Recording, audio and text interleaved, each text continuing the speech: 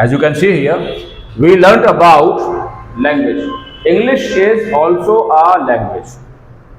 The question is, what is a language? Language सिर्फ वही है जो आप उर्दू बोलते हैं, हिंदी बोलते हैं, किसी भी इलाके की आप इलाकाई ज़ुबान बोलते हैं। जापानी में बात करेगा, चाइनीज़ में बात करेगा, हिंदुस्तानी हिंदी में बात करेगा, अरबी में बात करेगा, और उसी तरीके से इंग्लिश लोग इंग्लिश में बात करेंगे, यानी ब्रिटिश लोग इंग्लिश में बात करेंगे। तो हम लोग आज इस कंसेप्ट को जानेंगे पहले कि लैंग्वेज ही क्या होती है। तो आप क्या समझते हैं कि लैंग्वेज क्या है? आपके सामने बताते हैं हम लैंग्वेज क्या है। लैंग्वेज किसी भी इलाके में बोली जाने वाली जुबान, यानी किसी भी इलाके के लोग जिस अंदाज में और जिन अल्फाज में अपनी बातों को बयान करते हैं, कैसे? बोल करके और लिख करके, उसी को उन लोगों की जुबान कहते हैं।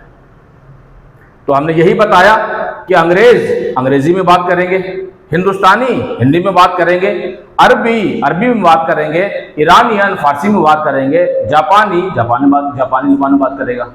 तो लैंग्वेज का मतलब सिर्फ यही होता है, अब चाहे इंग्लिश लैंग्वेज रहे, चाहे कोई भी जुबान रहे, इज़न्ट इट? अब अगला सवाल, एक स्टेप आगे बढ़ जाइए, क्योंकि हम रिव्यू कर रहे हैं, इस वजह से फास्ट फॉरवर्ड करेंगे। दूसरा सवाल यह है कि लैंग्वेज फॉर्म कैसे होती है।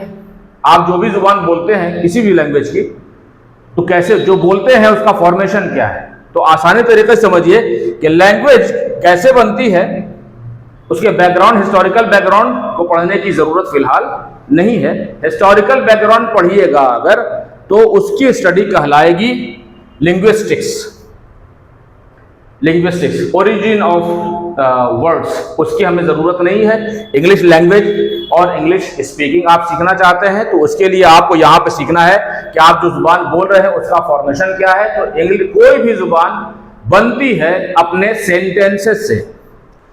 तो लैंग्वेज इज मेड और फॉर्म्ड बाय सेंटेंसेस से बनती। तो अब दूसरा यहाँ पे टॉपिक है, दूसरा टॉपिक अब ये आ गया इसमें कि सेंटेंस क्या होता है, सेंटेंस किसे कहते हैं। तो उसके बारे में भी क्लियर कंसेप्ट समझिए। पहले आपसे ये सवाल है कि सेंटेंस से आप क्या समझते हैं। तो सेंटेंस को डिफाइन कीजिए, वीडियो को पॉज कर दीजिए, सेंटेंस को डिफाइन कीजिए कि सेंटेंस किसे कहते हैं। आप क्या समझते हैं सेंटेंस? अब हम आपको बताते हैं कि सेंटेंस क्या होता है। सेंटेंस एक ग्रुप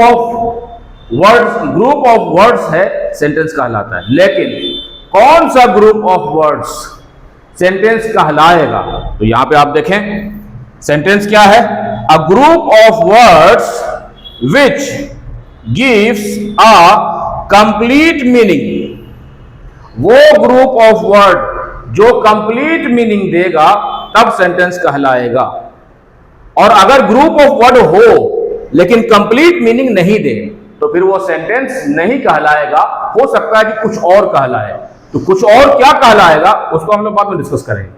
अभी हम लोग डिस्कशन कर रहे हैं कि सेंटेंस किसे कहते हैं। तो वो ग्रुप ऑफ वर्ड्स जो एक कंप्लीट मीनिंग दे, वो सेंटेंस कहलाएगा। As for example, I am a teacher.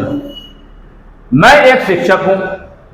लफ्ज कितने हैं? 1 2 3 4 वर्ड्स इस्तेमाल किया आपने, लेकिन एक बात कंप्लीट हो गई। अगर एक बात कंप्लीट हो गई, एक मीनिंग कंप्लीट हो गया, तब ये सेंटेंस है। और अगर कंप्लीट नहीं होता, 4 वर्ड्स इस्तेमाल किए हैं आपने और मीनिंग कंप्लीट नहीं होता, तो ग्रुप ऑफ वर्ड्स तो होगा लेकिन सेंटेंस नहीं होगा। तो इस बात पर ध्यान रखिए, वो ग्रुप ऑफ वर्ड्स जो एक कंप्लीट मीनिंग देगा तब सेंटेंस कहलाएगा। दूसरा example, you are a good student. Group of words है और मीनिंग कंप्लीट दे रहा है, तब ये सेंटेंस है।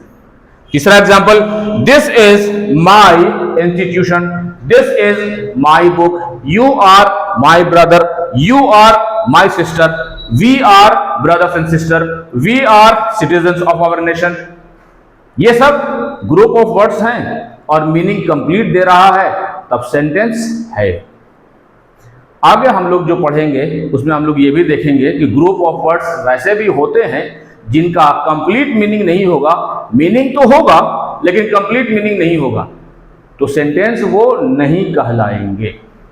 उसको बाद में हम लोग डिस्कशन करेंगे आगे के सेशंस में। अभी के लिए हमने आपसे कहा, क्या कहा, सेंटेंस वो ग्रुप ऑफ वर्ड जो एक कंप्लीट मीनिंग दे, तब ही सेंटेंस कहलाएगा।